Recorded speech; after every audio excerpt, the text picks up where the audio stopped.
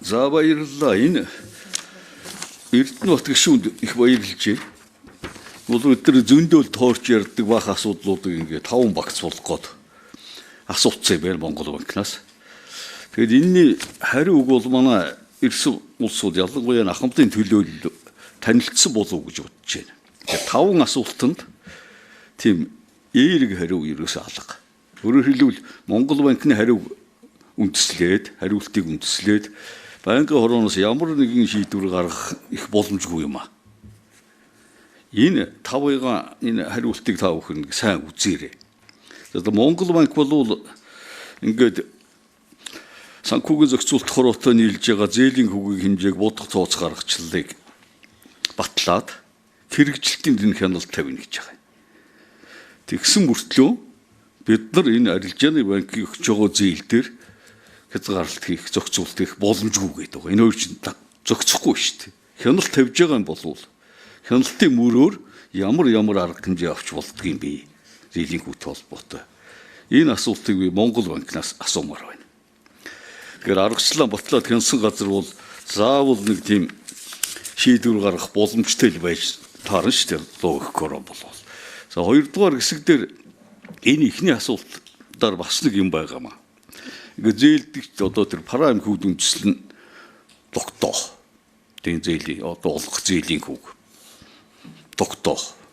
Зээлдэгч бол хүүгийн мэдээллийг ил тод нийлтээ зарладаг болох боломжийг судалж гин гэдэг байгаа. Тэгэхээр энэ одоо энэ прайм хүүд үндэслэлд тооцдог энэ тогтоох энэ боломжоо одоо хэдүүхэр удаан судалах вэ? Хизээ хариу гарч ирэх үү? Энэ тодорхой хариу өгөөч. За 3-4-р асуултанд бас л нэг жаахан ойлгомжгүй юм байгаа юм. Түрүүн Бат Эрдэнэ гишүүн бас асуунлээ. Тэтгэврийн зээлтэй холбоотой өмнөх шийдвэрийг нэр өхөн улс төрчид хөндлөнгөөс цуцлуулсан гэдэг байна. Энэ ямар шийдвэрээ цуцлуулчаад өнөөдөр тэтгэврийн хөвгийн нөхцөл юм таарах муу байгаад байгаа юм гэдэг асуултыг бол асуумаар байгаа юм. Тэгээ энээсээ болоод одоо энэ эрсдлийг 150%-аар боддгоо ер нь бууруулад байх шаардлагагүй. Энэ ч одоо нөлөө багтаа гэдэг байна. Жилдээ бол 0.5% энэ нөлөөтэй. Энэ чинь бол шалтгаан биш баймаар байна. За банкны их усүргүүдийн асуудлаар бол сая нэлээд тодорхой хариулт авчлаа.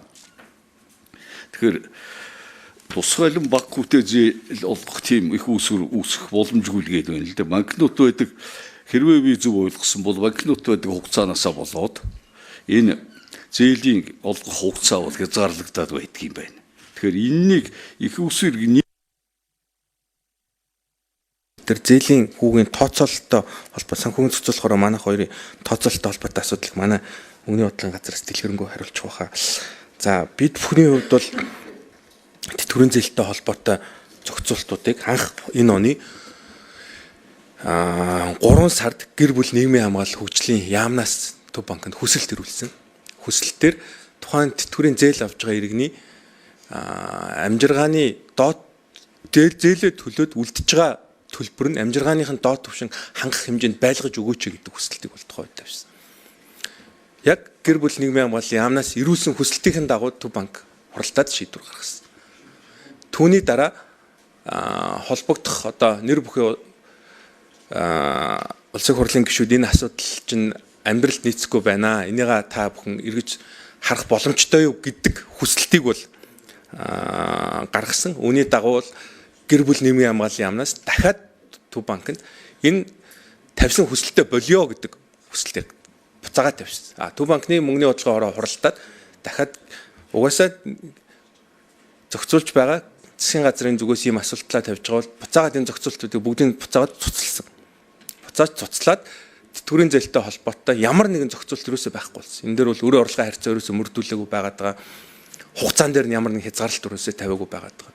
Одоо хүчин төгөлтөр байгаа журмаар бол ердийн нөхцөлтэй хэрэглээний зээлийн өрөө орлогын харьцаа 50-50 байгаа. Тэтгэврийн зээлд бол ямар ч хязгаарлалт байхгүй. Одоо байгаа тэтгэврийн зээлийн үлдэгдлэр өрөө орлогын харьцаа нь бол 83% байгаа. Буюу тэтгэврийн зээл авж байгаа нийт иргэд зээлээ нийт авж байгаа тэтгэврийнхаа 83% нь бол тэтгэврийнхаа зээлэнд бол эргүүлээд гаргачихж байгаа гэсэн үг. Энэ бол маш өндөр хувь байгаа. Тэгэхээр арилжааны банкуудын хувьд бол өрөө орлогын харьцаанд бол ямар ч тийм хязгаарлалт бол Төв банкны зүгээс тавихгүй байгаа. Хугацаан дээр нь тавихгүй байгаа. Яг 24 сараар олгоод байна, 18 сараар олгоод байна гэдэг маань банк өөрөө их усрээ иргэдээс 1 жилийн хугацаатай л авч байгаа. Ер нь дунджаар. Тэгэхээр бас урт хугацааны зээл олох гэдэг бол арилжааны банкнаар өөрсдийн тийм их усрын одоо тийм хугацааны тийм зөрүү бол гараад байгаа.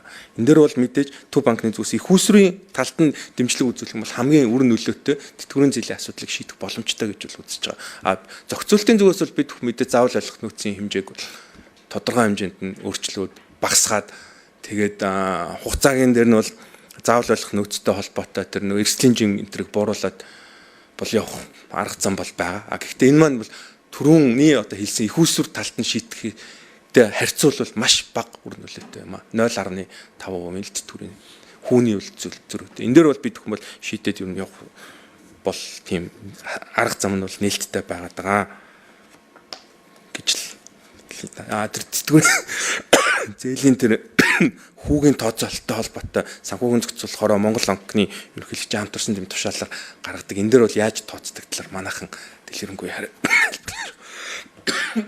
За мөнгөний бодлогоос Монгол банкнаас хэлцэн захирал Батболд гишүүний асуултанд нэмж хариулъя. Төрөөс нь Монгол банкны ерөнхийлөгч санхүүгийн зохицуулах хорооны дарга хамтран баталж байгаа нь болохоор зээлийн хүүгийн хэмжээг бодох тооц гаргаж байгаад байгаа. Энэ болохоор тухайн зээлийн хүүг тогтоохтой бол холбоогүй. Тогтоосон зээлийнх нь хувьд одоо яг зээлийнх нь сарын төлбөрийг хэрхэн тооцох уу? Одоо хэрвээ хүүгээс хүү тооцдог байлаа гэж үзэхэд бол яг бодит хүний дээр байх вэ гэдэг яг тэрийг тооцсны аргачлалыг нь бол хамтран баталж байгаа. За тэгээд түрүүний тооцоотой холбоотой түрүүний заавал байлах нөөцтэй холбоотой тооцоог баг зэрэг дэлгэрүүлээд танилцуулъя гэж бодлоо.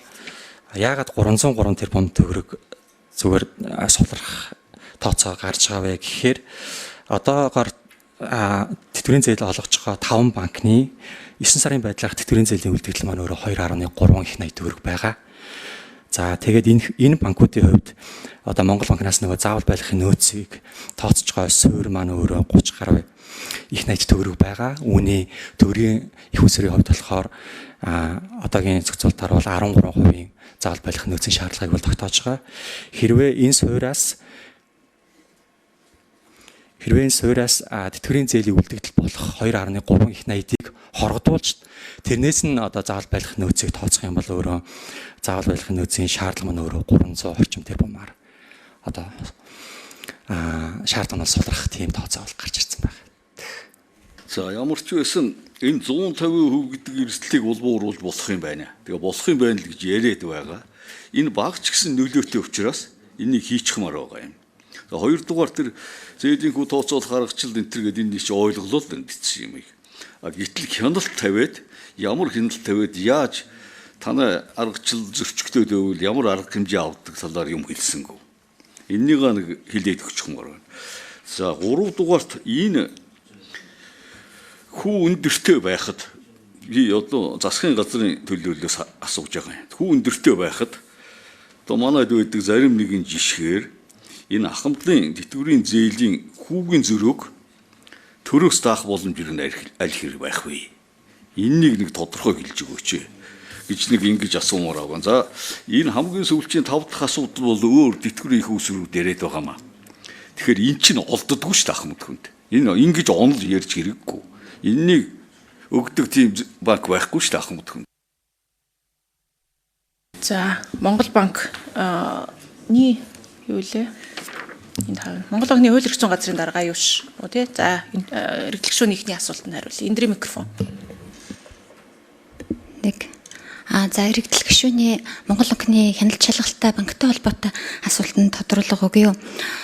Төв банкны тухай хуулиар арилжааны банктай ямар хүрээнд Монгол банк харилцах вэ гэдэг зохицуулт нь үндсэн суурь зохицуултанд явдаг. За Төв банкны хуулийн 32-ийн 1 дээр байдаг. Энэ юу вэ гэхээр Монгол банк нь энэ хуулийн 12, 13, 16, 19 2 дугаар зүйл болон банкны тухай хууль тогтоомжийн дагуу банктай харилцана гэсэн зохицуулт байдаг. За энэ хүрээндээ за банкны тухай хууль, за бидний нэрдгээр урт нэртэй хуулиар ямар хүрээнд нь оролцох вэ гэсэн наривчлсан зохицуулт нь орж ирдэг. За энэ хүрээнд бол бид нар одоо юу гэдгийг зохистой харьцаа, актив ангиллал, за банкны засаглалын асуудлууд, за мөн Монгол банкнд одоо банкны тухай хууль заасан 6 дугаар зүйл заасан тусгай зөвшөөрлийг өгөх, төтгөлзүүлэх, заал бодлогын арга хэмжээ авах гэсэн ийм хүрээндээ оролцож байгаа. Яг өнөөдрийн ярьж байгаа сэдвийн хүрээнд зээлийн хүүний асуудал, зээлийн гэрээ Хэн шалгалтаа яаж хийдэм бэ? Журамч нь арьжааны банкуд үнэхээр дагж гин үгүй юу? Энэ дээр та бүхэн ямар хугацаатай яаж хяналт шалгалтаа хийгээд яад юм бэ гэдэг дээр нэг тодорхой энгийн үгээр хариулж байгаа. За энэ төрсэн хуулиудын хүрээнд бол Монгол банк хяналт шалгалтаа хийдэг. За хяналт шалгалт бол иж бүрэн шалгалт, хэлцэгчилсэн шалгалт гэд ингээ явж байгаа. Түрүү манай Батуулд захирал элцийн захирлын хэлсэнчлэн яг энэ өргөдөл гомдлын дагуу бол шалгалт хийсэн. Энэ шалгалтын хүрээнд бол хянаж үзэхэд одоо юу гэдэг банкны тухай хууль болоод энэ журмыг хүү тооцохтой холбоотой журам зөрчсөн үйлдэл гарч ирээгүй. Хүүг давхардуулан бодож авсан хүүгээс хүү тооцож одоо гэрийн заасан буюу журам заасан зөрчил гараагүй гэсэн хариултыг өгсөн байгаа. За хэрвээ журам зөрчсөн бол ямар арга хэмжээ авдаг вэ гэхээр банкны тухай хууль, зөрчлийн тухай хуулинд заасан дагуу бид нар холбогдох арга хэмжээг авдаг. За дараагийн асуултанд хэн хариулах вэ? Сангийн ам гэр бүл хөгжлийн яамнаас ирсэн байгаа. Хариул атгач ийм боломж байгаа мó?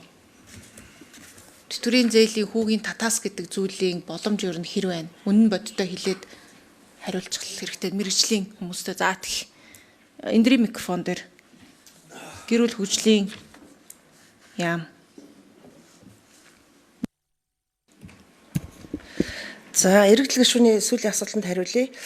Ер нь бол нийгмийн даатгалын хууль тогтоомжид тийм зохицуулт бол байхгүй. Өөрөөр хэлэх юм бол тэтгэвэр барьцаалсан зээлийн авлаа, тэтгэвэр авагч нь асварлаа, үлдэгдэл зээлийг одоо төр батлан даана гэдэг юм уу. Нийгмийн даатгалын сангийн үлдэгдлээс төлнө гэсэн зохицуулт байхгүй. Зөвхөн жилдээ нэг 13.8 мянган хүн бас нас орж ин тэтгэвэр авч байгаа хүмүүсийн хувьд тэр энэ хүмүүс хуулиар тухайн нас орсон сарын болон дараагийн сарын тэтгэврийг нь өгөх хуулийн зохицуултаа энэ төсөв бол суугаад одоо тэтгэврийг нь бол өгөөд явдаг юм байна. Тэгвэл зээлийн одоо үлдэгдлийг төлөх гэдэг юм уу, төр батлан даах, нийгмийн даатгалын сан батлан даах тийм зохицуулт байхгүй.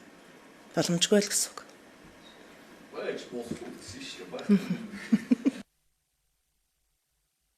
Бусад улсад тийм жишг байна уу гэж одоо шийдэжсэн та хэд маань энэ хүрээнд судалсан юм байд юм уу бодлогын хүрээнд?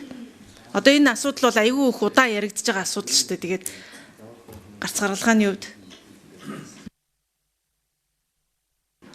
эндрийн за тэтгэвэр барьцаалсан зээл гэдэг инхээр ерөнхийдөө бараг л Монгол улсад л байдаг гэж бид нар бол судалсан. Бусад орнуудад тэр тусмаа одоо Японд маш сонирхоод ийм гэж одоо ер нь байж болохгүй шүү дээ гэдэг асуудал бол тавьж байсан. Тэгэхээр олон улсын хувьд бол энэ байдаггүй жишг гэж харж байгаа. За гэхдээ манай Монгол улсын нөхцөл байдал бас их өөр болохоор яалтчгүй бид ахмадууд маань тэтгэврийн зээл гэдэг юм дээр бас амьдарч байгаа хүмүүс их байна. Тэгээ эн чинь өөрөө бид нар нөгөө тэтгэврийн тогтолцоогоо анх 90-ад оноос хойш хийхдээ л алдсан дундуур нь баахан популист шийдвэрүүд гарсны үрг гай нөлөө гэж харж байгаа шүү дээ. За ер нь бол яг уу бид нар олон талаас нь энэ асуудлыг харах хэрэгтэй. Ахмадуудынхаа бид нар үгийг мэдээж сонсож байгаа. Гэхдээ ямар нөөц бололцоонууд байна гэдгийг харахаар их л нухацтай л харах ёстой байгаад байна. Тэгээ энийг улсын хурлын дарагч гэсэн бас нэг байр суурь илэрхийлж байгаа болохоор манай өргөдлийн байнгын орноос энэ сонссон мэдээлэл гарц гаргалгаанууд гишүүдийн дэвшүүлж байгаа саналыг тусгаад тэгээд нэг дараагийн шийдвэр илүү явах юмыг бид нар бас хийх ёстой хаа. Манай Эрдэнэт гишүүн бас энэ дээр манлайлж байгаа. Ялангуяа сая хамгийн ойрын зуур хийгдэж боломжтой зүйл нь бол тэр эрсдлийн үнэлгээ эднэртэй холбоотой зүйл байна. Тэ тэр хамгийн боломжит зүйлүүдээс эхлээд юу ч гэсэн бид нар хийх л ёстой байгаад байна. Сая төсвөр тэтгэврийн хэмжээ бас бага зэрэг бол нэмэгдсэн байгаа тий чадлынхаа араар төсвийнхаа хэмжээний нэмэгдсэн байгаа.